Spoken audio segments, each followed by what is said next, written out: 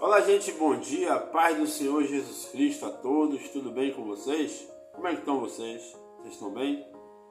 Pronto, isso aí, viu? O importante é Jesus na vida, né? Jesus no centro, Jesus no controle, botar o barco para andar, né? Porque a vida não para. Irmãos, eu quero compartilhar um texto com vocês aqui hoje, no capítulo 8 de Atos, nos seus versículos 1 ao 3, que tem por título a perseguição e a dispersão dos cristãos. E começa assim, ó. E também Saulo consentiu na morte dele é Estevão, né? E fez-se também, naquele dia, uma grande perseguição contra a igreja que estava em Jerusalém. Assim, todos foram dispersos pelas terras da Judéia e Samaria, menos os apóstolos. E os homens piedosos foram enterrar Estevão e fizeram sobre ele grande pranto. E Saulo assolava a igreja, entrando pelas casas e arrastando homens e mulheres, os encerrava, os colocava na prisão. Amém. Que o Senhor possa estar, através da sua palavra, falando poderosamente conosco, em nome de Jesus. Irmãos, a gente sabe, né, que isso aqui foi um ato muito interessante para que viesse se cumprir a palavra do Senhor Jesus, né, de que o evangelho ia se expandir. A partir desse versículo aqui, a gente consegue ver o que essa dispersão causou, né? Muitas pessoas foram alcançadas pelo evangelho. A gente entende que teve a mão de Deus para poder fazer se cumprir aquilo que ele falou, porque a palavra dele não volta vazia. A gente entende isso perfeitamente. Mas eu quero entrar num cunho espiritual muito profundo acerca da atitude de Saulo, que ainda era Saulo, né? Que depois vai se tornar Paulo. Glória a Deus. Entrar nesse assunto é como se a gente fosse fazer uma autoanálise de nós mesmos. Você vai entender daqui a pouco. Observe que Paulo o tempo todo, depois da sua convenção, né? Depois daquele encontro que ele teve no caminho de Damasco, com o Senhor Jesus, ele passa a dizer coisas que ele entendia de uma forma e que agora convertido via de outro jeito, né? Mas antes, Paulo vivia um cenário a qual ele acreditava naquilo que ele estava fazendo como se fosse certo. Ele era zeloso. Ele vai falar isso lá no versículo 2 de capítulo 10 de Romanos, versículo 2. Ele usando o discurso, né? Vamos dar lá uma lida? Vamos começar a ler Bíblia? Ô glória! Ler Bíblia é coisa boa, viu? Para não ficar só nas palavras, é bom testificar. A gente tem que ser igual aos bereanos. Vamos lá. Capítulo 10 de Romanos, versículo 2. Porque lhes dou testemunho de que tem zelo. Ele estava falando para as pessoas que as pessoas tinham zelo. Tem zelo, mas não com entendimento. Porquanto, não conhecendo a justiça de Deus e procurando estabelecer a sua própria justiça, não se sujeitaram à justiça de Deus. Porque o fim da lei é Cristo para a justiça de todo aquele que crê. Ou seja, ele agora é um homem convertido, um homem que entendeu que os caminhos a qual estava andando, a visão que tinha era totalmente errada. Mas era errada por falta de entendimento? Era errada porque ele queria? Ou porque ele aprendeu que aquilo que ele estava fazendo era certo? A resposta é essa. Ele fazia porque ele acreditava que era certo. A Bíblia vai dizer que Paulo era fariseu, ele era aluno de um dos mestres mais requisitado e respeitado em Jerusalém, Gamaliel. Ele estudava aos pés de Gamaliel. Então assim, o homem, o tempo todo da sua vida, aprendeu que qualquer coisa que aparecesse tentando ofuscar a glória de Deus, Deus Pai, era blasfêmia, era abominação, e essa pessoa que cometesse tal ato era sujeito a enfrentar a punição que a lei sugeria. Muitas delas eram apedrejadas, outras eram lançadas no fogo e por aí vai, entendeu? E quando o próprio Deus não entrava, com as próprias mãos e fazia justiça, A gente encontra a história como, se eu não me engano, é Acã. Ele viveu nos tempos de Josué. Provavelmente era um chefe de tribo, porque para ter acesso a despojo não é qualquer um que vai ter acesso a despojo, Então, ele viu a capa, tomou para si, gostou, escondeu. Aí o exército sai para poder guerrear, para poder conquistar mais uma parte da terra prometida. Voltam derrotados e envergonhados. Aí quando vai se investigar, vê tudo, era por conta da capa que Acã tinha escondido na sua tenda. Aí a família dele é pega, colocada ali. A Bíblia diz que se abriu um buraco na terra, correto? E eles foram consumidos. Então a própria justiça de Deus, fazia com que este povo, que era zeloso pela lei, acreditasse que o que eles estavam fazendo estavam agradando a Deus. E Paulo da mesma forma. Por isso que eu não culpo ele. Eu não acho Paulo uma pessoa má. Ele estava enganado no seu entendimento. E até por conta de algo que acontecia, que se vocês pararem para analisar e ver, vocês vão ver que todos os profetas que deram nuances de Jesus, eles davam por enigmas e por uma camada. Até eles mesmos queriam compreender o que era isso. Está escrito, eles não tinham um entendimento profundo acerca do que eles estavam falando e eles procuravam saber acerca disso, Está escrito isso no capítulo 1 de 1 Pedro, vamos lá ver, para confirmar.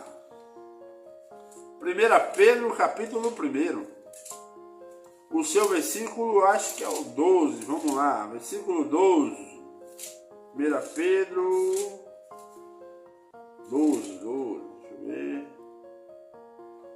Aos quais foi revelado que, não para si mesmo, mas para nós, eles ministravam estas coisas que agora vos foram anunciadas por aqueles que, pelo Espírito Santo, enviado do céu, vos pregavam o Evangelho, para os quais coisas os anjos desejam bem atentar.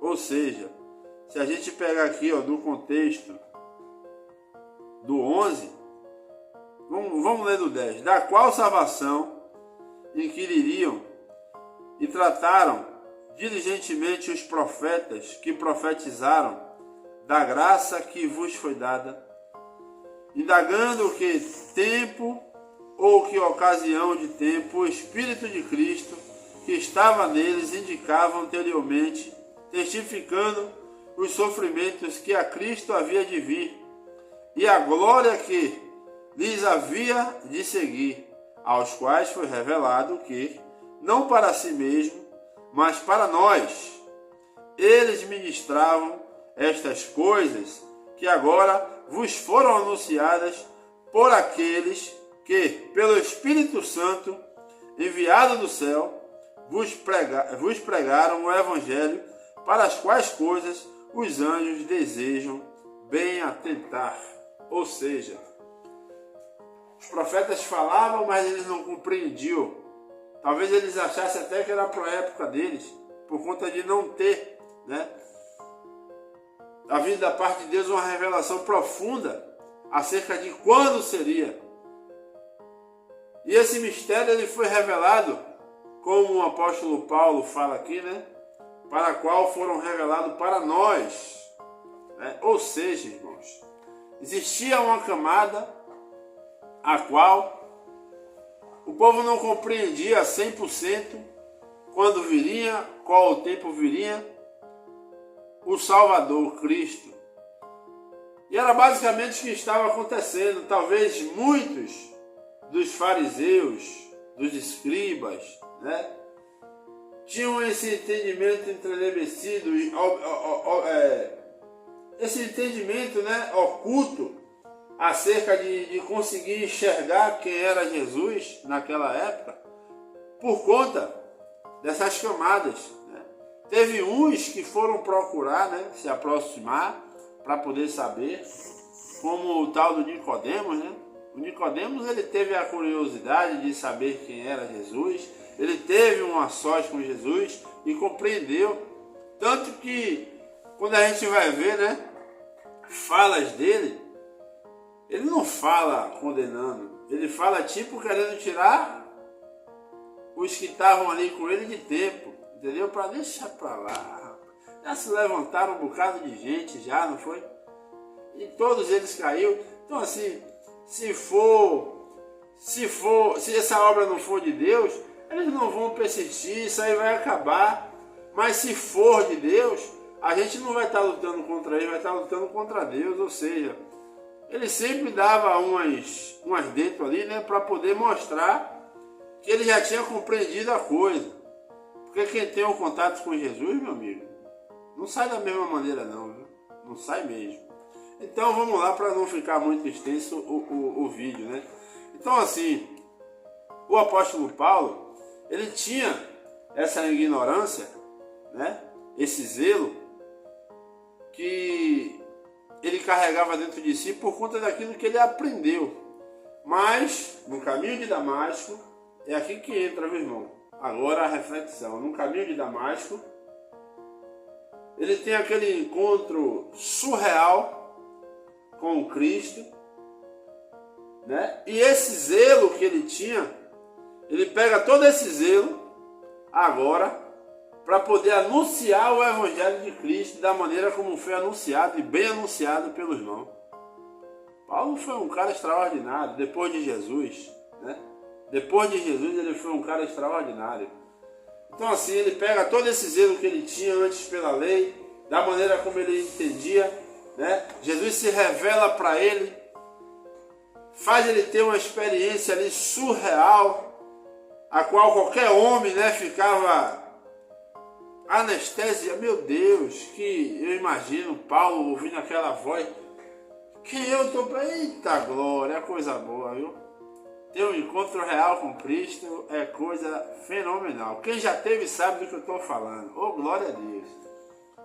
E aí tem aquele encontro e começa a pegar aquele todo o zelo que ele tinha e anunciar o Evangelho, aí viajando, viagens missionárias, pregando para lá, para cá. E não é isso que tem acontecido muitas das vezes nas nossas vidas? Não é isso que tem acontecido?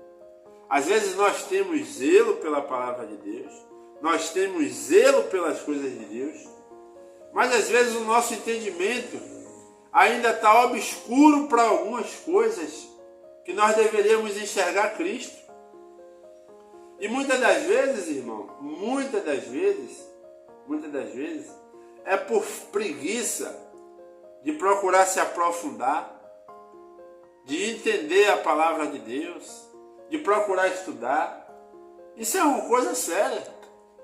A teologia, né, que para quem conhece sabe que é um meio de você se aprofundar no conhecimento das Escrituras e entender um pouco mais de Deus, é vista por muitos irmãos como algo ruim. Quando você fala o nome teologia, eu já ouvi dizer, teologia mata, Teologia afasta o homem de Deus. Meu irmão, você vai estar estudando sobre um assunto que vai fazer você compreender e entender acerca de usos e costumes, a maneira de como se vivia, como Deus fazia. Você vai entender aquilo que você está procurando buscar e você está dizendo que mata. O que mata é a ignorância, irmão.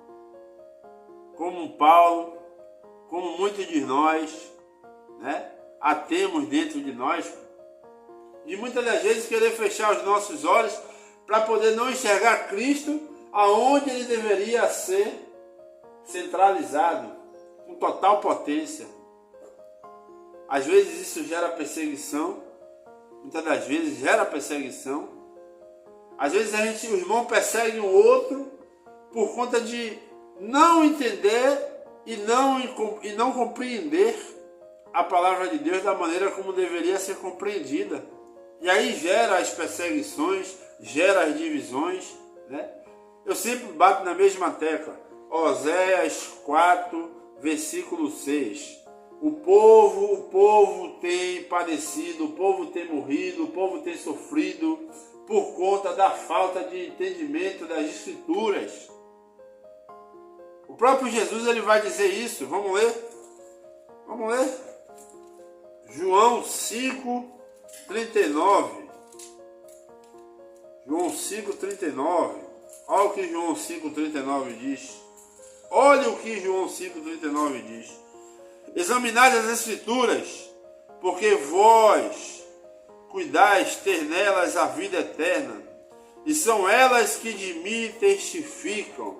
Ou seja, irmão, se a gente examinar, vamos lá, vamos pegar o médico, o bom médico, né? Porque hoje, esses médicos aí que a gente vai, muitas vezes, nem examina direito, né? A gente leva o nosso filho no pediatra, antigamente, né? Eu tenho 2 filhos, eu tenho um de 10 anos, que está prestes a fazer 11, e um de 2 anos, né? Minhas 2 bênçãos, meu Pietro e meu Bernardo. Na época de Pietro, quando nós levávamos, né? Engraçado que eles têm, até hoje os dois têm o mesmo plano, né? O mesmo plano de saúde. Então, quando a gente levava na época do Pietro para o mesmo plano, a gente via uma delicadeza da parte dos médicos. Isso eu estou falando há 10 anos atrás, né? De olhar, tirava a fralda, olhava a boquinha, o ouvido, fazia uma examinação assim, sabe? Bem segura ali, e dava ali o veredito ao olho, né? Profissional que o médico tem. Hoje a gente não vê isso mais com o Bernardo. A gente leva, fica aqui o tempo todo no nosso colo. É o que é que ele tem, mãe? Eu não sei se mudou algum código, né, na convenção dos médicos, eu não sei. Mas eu sei que hoje não olha mais, não tem mais aquele exame de pegar ali, examinar, olhar, ver. Não tem, só pergunta a gente o que é que tem, mãe, pai, acabou. Então assim, antigamente tinha, né, aquele interesse de procurar examinar direitinho, olhar. E é isso que a palavra está pedindo para nós, irmão. Jesus ele pede para nós. Examinai as Escrituras, pois elas falam de mim e testificam acerca da vida eterna, gente. Então se nós mergulharmos nisso aqui, ó, a gente não vai estar perdendo nada. A gente só vai estar tendo e criando experiência com aquilo que a gente está buscando. E aí o zelo que nós temos, vai ser usado da mesma maneira como Paulo começou a usar, para poder anunciar o Evangelho da maneira como ele anunciou, para poder falar da maneira como ele falava, para poder aconselhar como ele aconselhava, para poder repreender como ele repreendia. Entendeu? Então, enquanto não houver um aprofundamento da nossa parte, isso não é eu que estou falando, é a palavra. Não é Neilton que está falando aqui, é a palavra de Deus. Enquanto não houver um aprofundamento de nós, acerca das coisas de Deus, para poder fazer com que essas ignorâncias, muitas das vezes, carregamos dentro de nós, a ponto de nos levarmos, a muitas das vezes, a ser perseguidor, a ser pedra de tropeço para a vida de um irmão, a ser uma barreira, uma parede impedindo que alguém chegue aonde tem que chegar. Nós vamos viver nessa superfície espiritual, irmão. E Deus ele está nos chamando o tempo todo para poder ir se aprofundando, mergulhar. Águas que me ataram até o tornozelo, águas que me ataram águas até que me cobrir. É isso que nós temos que procurar. De conformidade for avançando, o Evangelho vai nos cobrindo, e aí se cumpra o que a palavra diz: já não vivo mais eu, mas Cristo vive em mim. Nós não vamos ter mais as nossas formalidades de ideias, mas a gente vai ter uma mente de Cristo introduzida nas nossas vidas, a ponto de enxergar Cristo em tudo, centralizar Cristo em geral. Talvez você, isso aí é fanatismo. Fanatismo só irmão, só vira fanatismo quando a gente passa a não obedecer a palavra de Deus da maneira como ela pede que nós viemos obedecer, e a gente não faz. O fanatismo vem quando a gente não cumpre o nosso papel.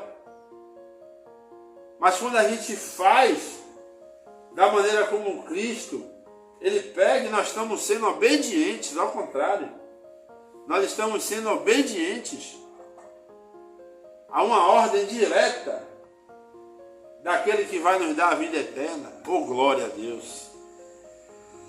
Então pense nisso, irmão. Assim como Paulo um dia viveu enganado por aquilo que ele aprendeu o tempo todo, e ele fazia o que fazia, perseguia, matava, batia. Assim somos nós. Assim somos nós. Faça uma examine-se o homem a si mesmo. Faça um check-up aí agora em você. E veja se Jesus fazia 90% das coisas que você faz hoje. Se ele fazia, ele faria em seu lugar. Faça isso, uma autoanálise. E começa a reparar devagarzinho, não é de um dia para o outro não. Ninguém, sabe, é lapidar, meu irmão. A lapidação, vai lapidando devagarzinho que você vai conseguir. Mas estuda, se aprofunda. Tira um tempo do dia, larga o celular de lado e começa a ler. Entendeu? Começa a ler, procura entender. Lê livros que falem acerca da fé cristã. Se você quiser, eu tenho um bocado de livro aqui online. Só você pedir um. Irmão, me mande um aí que fale de oração. Eu tenho. Me mande aí um que fale sobre os costumes do povo. Eu tenho. Irmão, me mande aí, o que você quiser, eu tenho. Eu tenho uma biblioteca aqui com mais de 30 mil livros. Mais de 30 mil livros. Eu não li todos ainda não. Mas eu tenho aqui uma biblioteca cheíssima. Então assim, isso aprimora, irmão, o nosso conhecimento acerca das coisas de Deus. Se você for perguntar a qualquer pessoa que defende uma tese secular e fora, ele vai saber defender de cor e salteado. Vai lhe dar uma aula. Agora, se você for pegar a maioria, isso não é só a gente não, irmão, isso acontece no mundo, entendeu? É porque envolve muita coisa espiritual, que isso pode ser falado em outro vídeo, né? Isso envolve muitas coisas espirituais, mas não é só no Brasil não. No Brasil a gente vê uma intensidade maior, né? A gente vê, se você fizer uma pesquisa aí, você vai ver que no Brasil há uma resistência em relação à teologia, às coisas que falem sobre estudos acerca da palavra de Deus, né? Tanto que você vai ver, não tenho nada contra, mas eu sou a favor disso, de que um pastor que esteja ensinando, pelo menos tenha um curso de teologia. Pelo menos tenha um curso de teologia para poder estar à frente de uma obra. Mas existem diversos ministérios que as pessoas não têm. Se já está com o ministério em mãos, amém, meu irmão. Deus tem te usado, glória ao nome do Senhor Jesus Cristo. Mas eu sou daquele tipo, se eu já estou com o material na mão, eu vou procurar me aperfeiçoar. Então, os que não têm e já estão com o ministério na mão, faz um curso de teologia para poder melhorar e passar um bom ensino para as ovelhas, né? Para deixar as ovelhas bem discipuladas, sabe? Para poder ir pregar o evangelho com firmeza. Isso é bom, né? E muitas das vezes a gente ouve também algumas coisas absurdas, né, de pessoas que congregam em igrejas, quando a gente vai ver, a liderança não tem uma formação teológica. Não estou dizendo que isso é um status para poder Deus usar, não. Deus usa as pessoas, mas de conformidade do percorrer da carruagem, a gente vai vendo algumas coisas acontecendo, né, algumas maneiras de enxergar certos tipos de coisa, algumas visões, algumas ideologias que a gente vê que não bate muito bem com o que a gente aprende na palavra de Deus, né? Quando nós nos aprofundamos. Né? Então assim, irmãos, a gente tem que quebrar essa ignorância dentro de nós e procurar entender quem é Cristo, quem é Jesus, o que é o Evangelho, né? Se você for perguntar aí a muitas pessoas o que é ortodoxia, a pessoa é capaz até de te repreender em nome de Jesus. É sério, irmão. É sério. E eu tiro isso, eu fiz uma pesquisa. Eu perguntei a algumas pessoas que já tem tempo, né, servindo ao Senhor. E eu perguntei, você sabe o que é ortodoxia? No nosso meio evangélico? O que é a ortodoxia? Muitos foram sinceros. Rapaz, eu não sei o que é ortodoxia, né? Então, assim, muitas pessoas não sabem muitas coisas acerca da palavra de Deus por conta da ignorância. E isso favorece para que o engano, né, ele venha a ser cada vez mais discernido, espalhado, fazendo com que as pessoas se venham se levantar umas contra as outras, né? Então, meu irmão, se você estava, assim como eu um dia estive, como Paulo, zeloso por Deus, fiel ao que aprendeu, mas ainda persegue, ainda é empecilho, ainda causa dificuldade na vida de alguém, ou ainda tem algum tipo de atitude que não está correspondendo com aquilo que Jesus nos ensina, eu te convido, irmão, hoje eu te convido a você sair dessa escuridão e a procurar, ó, se aprofundar nisso aqui, ó. Se aprofunde, meu irmão. Que você vai virar uma pedra preciosa, um diamante, ó, bem lapidado. Porque, ó, a fé vem pelo ouvir a palavra de Deus. E conhecereis a verdade, e a verdade vos libertará. É só isso aqui, irmão, que tem poder de nos libertar, entendeu? E fazer com que a nossa fé venha a ser aperfeiçoada. A palavra de Deus. Amém? Que Deus em Cristo possa estar abençoando cada um de vocês, né? Pela autoridade que o nome dele tem. E que todo engano, que toda cegueira espiritual caia por terra agora, em nome de Jesus. E que a libertação da mente, do coração, da alma, acerca de entender o que Deus tem para você, possa se apossar da vida de vocês, do coração, da mente, da alma, com todo aí, ó, em nome de Jesus. Amém.